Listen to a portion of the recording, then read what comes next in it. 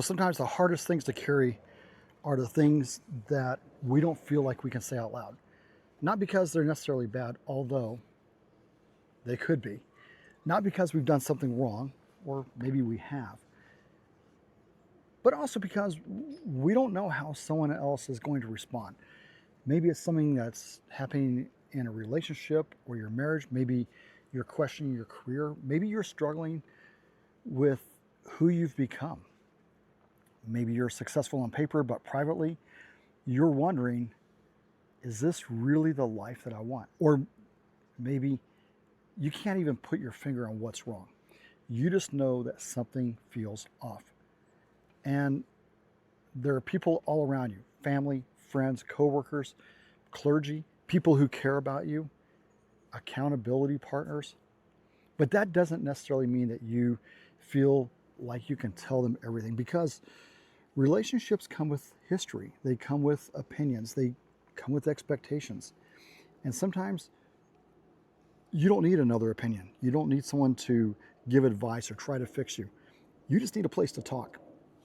So today, I want to give you 3 things that you can do when you're carrying something that you need to work through, but don't feel like you have anywhere to put it. And stay with me until the third one, because I'm also going to share a way that you can work directly with me for an entire year if you're ready to do more than just talk about what needs to change. So here we go. Number 1, find a place where you don't have to perform. I'll say that again. Find a place where you don't have to perform. Think about how many conversations that you have every day where you're playing some kind of a role. You've got a mask on.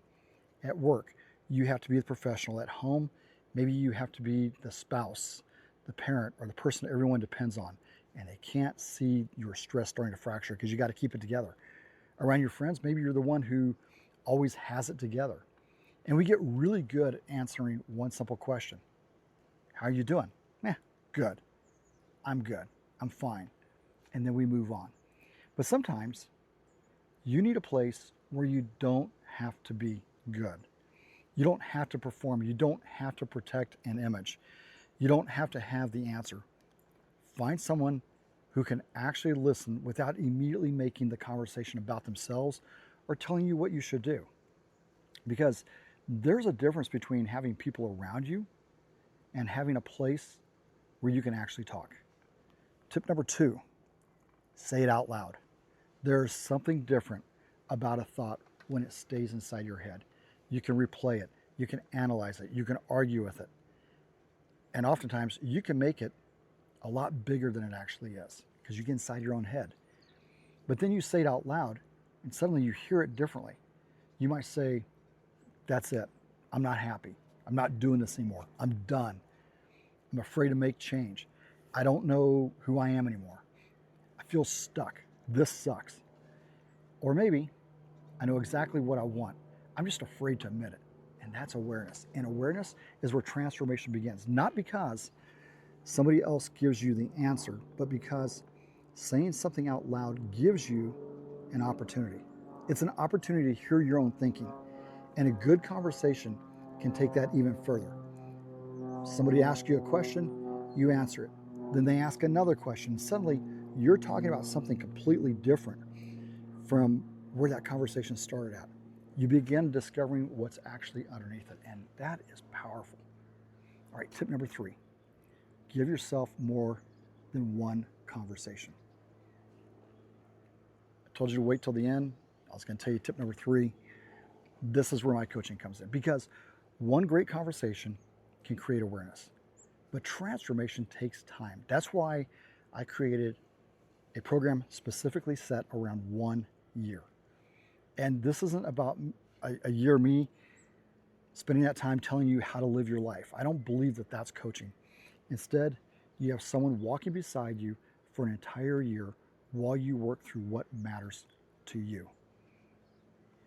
We look at your life through 4 important areas: faith, family, finances, and fitness. Not as 4 separate lives, but as interconnected parts of the one life you're actually living. We create the space for the conversations that you may not even feel like you can have anywhere else. You get to talk, you get to think, you get to question things, you get to change your mind, you get to figure out what's working, what isn't, and what you want on the next chapter and what you want that next chapter to even look like. And then we move beyond awareness. We turn what you discover into action. We co-create an action plan. Because my mission as a coach is to create a safe conversation where people can say the things that they need to say, rediscover who they are and what matters to them. And while they're doing it, transform how they live. That's what the 1 year transformation is built around. Not one breakthrough conversation. I don't even, when I'm talking to potential clients, I don't even promise breakthrough conversations. But it's a year of conversations, a year of awareness, and a year of action.